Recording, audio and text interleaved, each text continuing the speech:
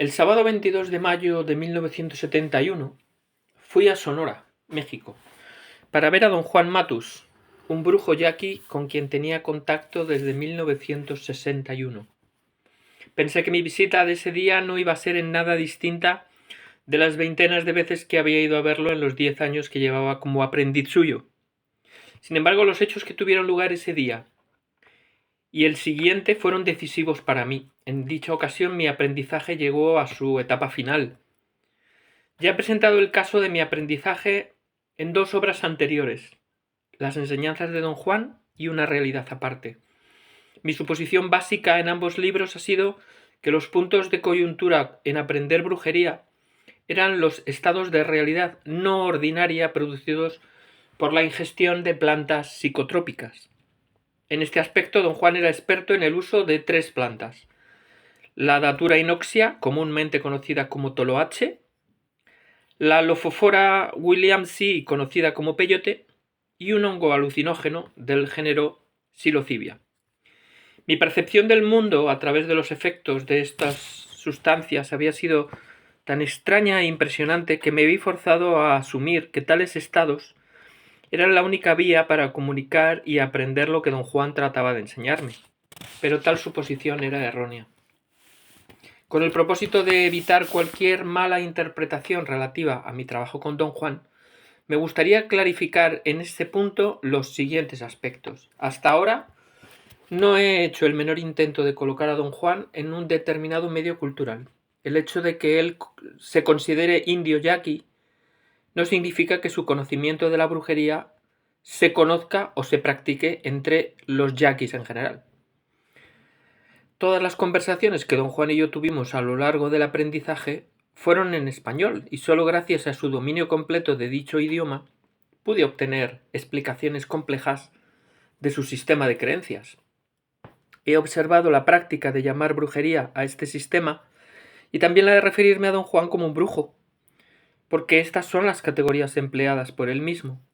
Como pude escribir, la mayoría de lo que se dijo al principiar el aprendizaje y todo lo que se dijo en fases posteriores, reuní voluminosas notas de campo para hacerlas legibles, conservando a la vez la unidad dramática de las enseñanzas de don Juan. He tenido que reducirlas, pero lo que he eliminado es, creo, marginal a los puntos que deseo plantear. En el caso de mi trabajo con don Juan, he limitado mis esfuerzos exclusivamente a verlo como un brujo y a adquirir membresía en su conocimiento. Con el fin de presentar mi argumento, debo antes explicar la premisa básica de la brujería, según don Juan me la presentó. Dijo que para un brujo el mundo cotidiano no es real ni está allí, como nosotros creemos. Para un brujo la realidad o el mundo que todos conocemos solamente es una descripción.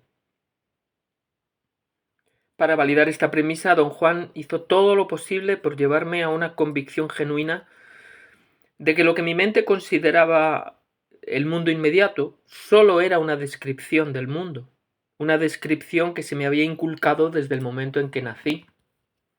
Me señaló que todo el que entra en contacto con un niño es un maestro que le describe incesantemente el mundo, hasta el momento en que el niño es capaz de percibir el mundo según se lo describen. De acuerdo con don Juan, no guardamos recuerdo de aquel momento portentoso, simplemente porque ninguno de nosotros podía haber tenido ningún punto de referencia para compararlo con cualquier otra cosa. Sin embargo, desde ese momento el niño ya es un miembro, conoce la descripción del mundo y su membresía, supongo, se hace definitiva cuando él mismo es capaz de llevar a cabo todas las interpretaciones que validan dicha descripción, ajustándose a ella. Para don Juan, pues, la realidad de nuestra vida diaria consiste en un fluir interminable de interpretaciones de percepción que nosotros, como individuos que comparten una membresía específica, hemos aprendido a realizar en común. La idea de que las interpretaciones perceptuales configuran el mundo tiene un fluir. La idea de que las interpretaciones perceptuales que configuran el mundo tienen un fluir es congruente con el hecho de que corren sin interrupción y rara vez se ponen en tela de juicio. De hecho, la realidad del mundo que conocemos se da por sentada a tal grado que la premisa básica de la brujería, la de que nuestra realidad es apenas una de muchas descripciones, difícilmente podría tomarse como una proposición seria. Afortunadamente, en el caso de mi aprendizaje, a don Juan no le preocupaba en absoluto que yo pudiese o no tomar en serio su proposición, y procedió a dilucidar sus planteamientos pese a mi oposición, mi incredulidad y mi incapacidad de comprender lo que decía. Así como maestro de brujería, don Juan trató de describirme el mundo desde la primera vez que hablamos. Mi dificultad para atrapar sus conceptos y sus métodos deriva del hecho de que las unidades de su descripción eran ajenas e incompatibles con las de la mía propia. Su argumento era que me estaba enseñando a ver, cosa distinta de solamente mirar, y que parar el mundo era el primer paso para ver. Durante años, la idea de parar el mundo fue para mí una metáfora críptica que en realidad nada significaba. Solo durante una conversación informal ocurrida hacia el final de mi aprendizaje, llegué a advertir por entero su amplitud e importancia como una de las proposiciones principales en el conocimiento de don Juan. Él y yo habíamos estado hablando de diversas cosas de manera reposada, sin estructura.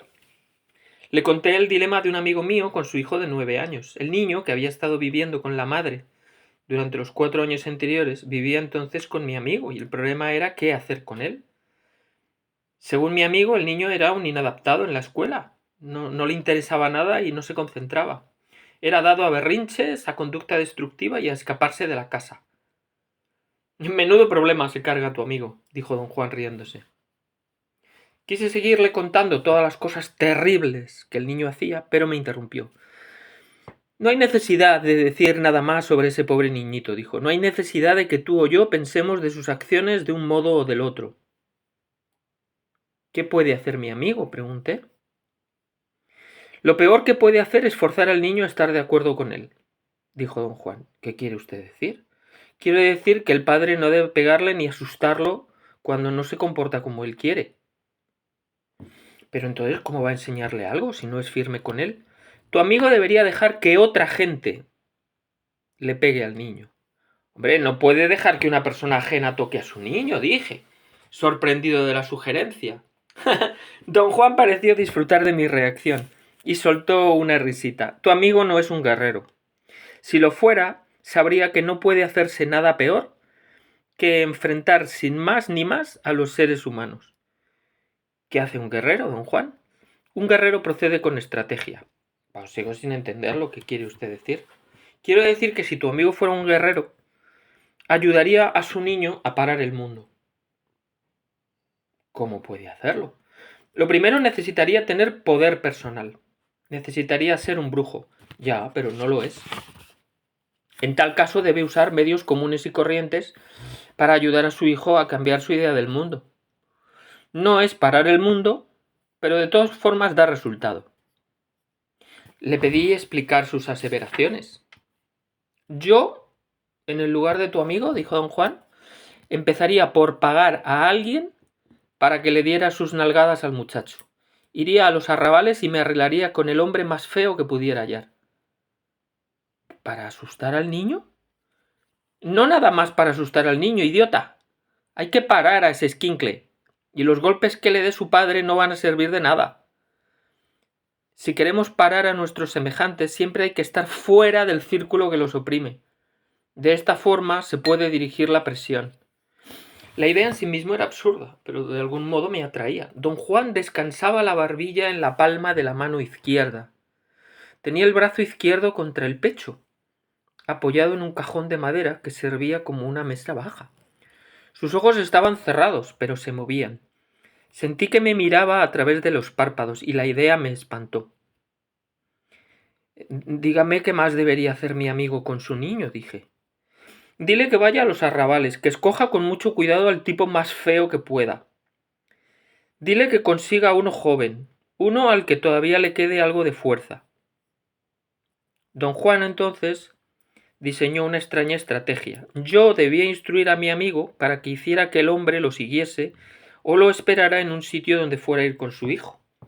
El hombre, en respuesta a una señal convenida, dada después de cualquier comportamiento objetable por parte del pequeño, debía saltar de algún escondite, agarrar al niño y darle una soberana tunda.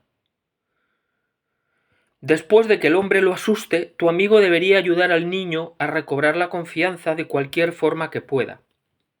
Si sigue este procedimiento 3 o 4 veces, te aseguro que el niño cambiará su sentir con respecto a todo y cambiará su idea sobre el mundo.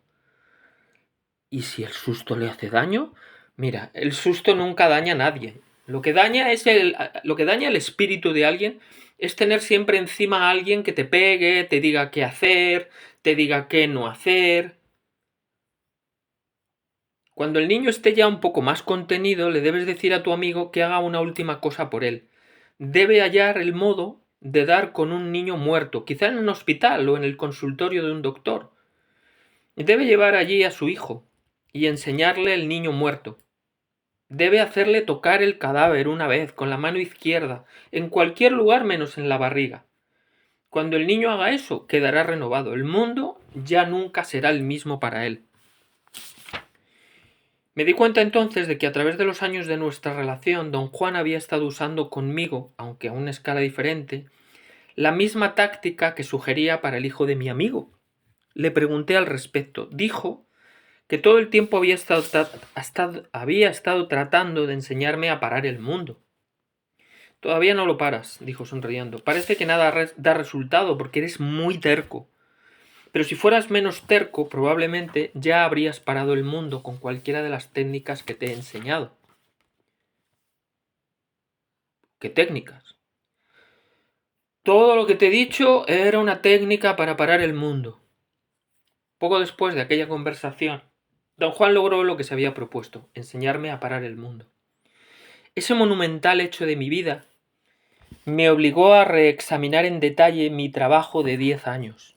Se me hizo evidente que mi suposición original con respecto al papel de las plantas psicotrópicas era erróneo. Tales plantas no eran la faceta esencial en la descripción del mundo, sino únicamente una ayuda para aglutinar, por así decirlo, partes de la descripción que yo había sido incapaz de percibir de otra manera. Mi insistencia en adherirme a mi versión normal de la realidad me hacía casi sordo y ciego a los objetivos de don Juan. Por tanto, fue sólo mi carencia de sensibilidad lo que propició el uso de los alucinógenos. Al revisar la totalidad de mis notas de campo, advertí que don Juan me había dado la parte principal de la nueva descripción al principio mismo de nuestras relaciones, en lo que llamaba técnicas de parar el mundo. En mis obras anteriores descarté esas partes de mis notas porque no se referían al uso de las plantas. Ahora las he reinstaurado en el panorama total de las enseñanzas de don Juan y abarcan los primeros 17 capítulos de esta obra. Los últimos 3 son las notas de campo relativas a los eventos que culminaron cuando logré parar el mundo. Resumiendo, puedo decir que cuando inicié el aprendizaje había otra realidad, es decir, había una descripción del mundo correspondiente a la brujería que yo no conocía. Don Juan, como brujo y maestro, me enseñó esa descripción. El aprendizaje que atravesé a lo largo de 10 años consistía, por lo tanto, en instaurar esa realidad desconocida por medio del desarrollo de su descripción, añadiendo partes cada vez más complejas según yo progresaba. La conclusión del aprendizaje significó que yo había aprendido, en forma convincente y auténtica, una nueva manera de describir el mundo, y así había obtenido la capacidad de deducir una nueva percepción de las cosas que encajaba con su nueva descripción. Había obtenido membresía. Don Juan declaraba que para llegar a ver, primero era necesario parar el mundo. La frase parar el mundo era en realidad una buena expresión de ciertos estados de conciencia en los cuales la realidad de la vida cotidiana se altera, porque el fluir de la interpretación que por lo común corre ininterrumpidamente, ha sido detenido por un conjunto de circunstancias ajenas a dicho fluir. En mi caso, el conjunto de circunstancias ajeno a mi fluir normal de interpretaciones fue la descripción que la brujería hace del mundo. El requisito previo que don Juan ponía para parar el mundo era que uno debía estar convencido. En otras palabras, había que aprender la nueva descripción en un sentido total, con el propósito de enfrentarla con la vieja, y en tal forma romper la certeza dogmática compartida por todos nosotros, de que la validez de lo que percibimos o nuestra realidad del mundo se encuentra más allá de toda duda. Después de parar el mundo, el siguiente paso fue ver. Con eso don Juan ya se refería a lo que me gustaría categorizar como responder a los estímulos perceptuales de un mundo fuera de la descripción que hemos aprendido a llamar realidad.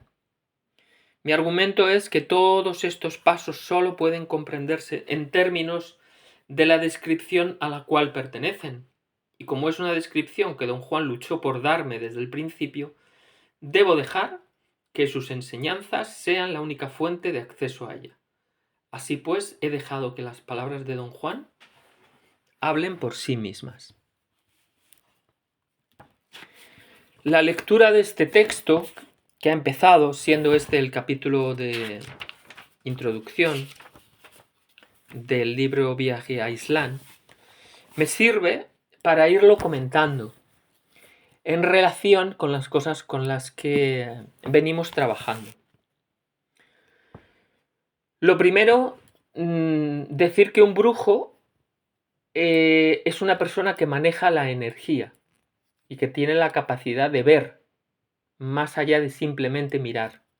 Y es algo a lo que, si bien es cierto que hay personas que tienen mayor facilidad que otras, todos tenemos la posibilidad de hacer con un poco de disciplina y con un poco de trabajo.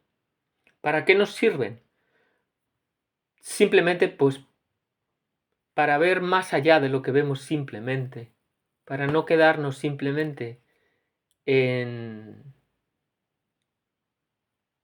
los programas de la Sexta y ver realmente cómo funciona el mundo. Luego ya desde ahí se puede profundizar todo lo que se quiera.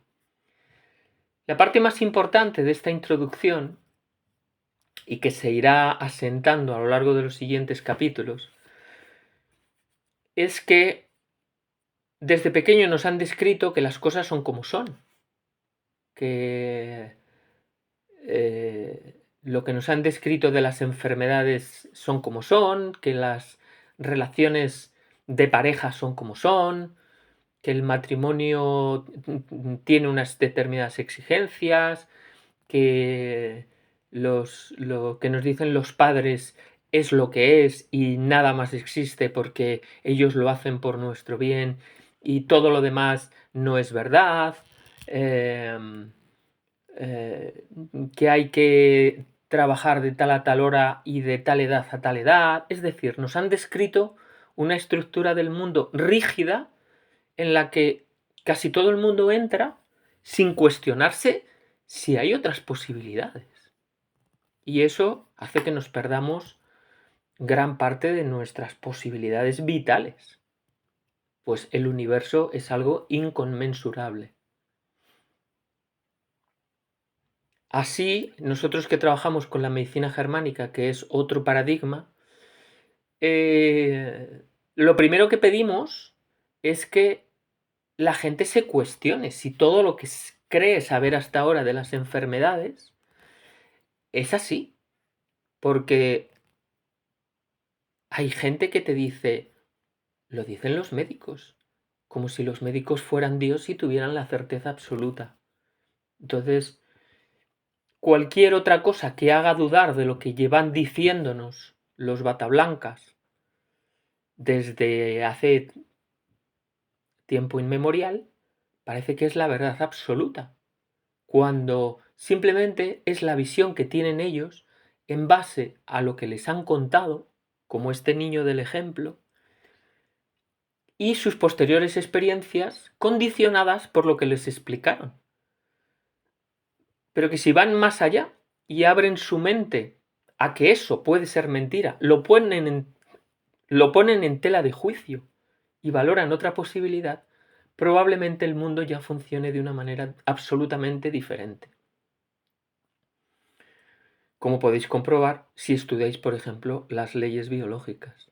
Es muy interesante el caso de este niño, porque esa estrategia que dice don Juan ilustra mucho un caso que os voy a compartir anexo a este capítulo sobre la estrategia realizada para curar a una persona de un proceso que estaba viviendo y que vais a ver un gran paralelismo.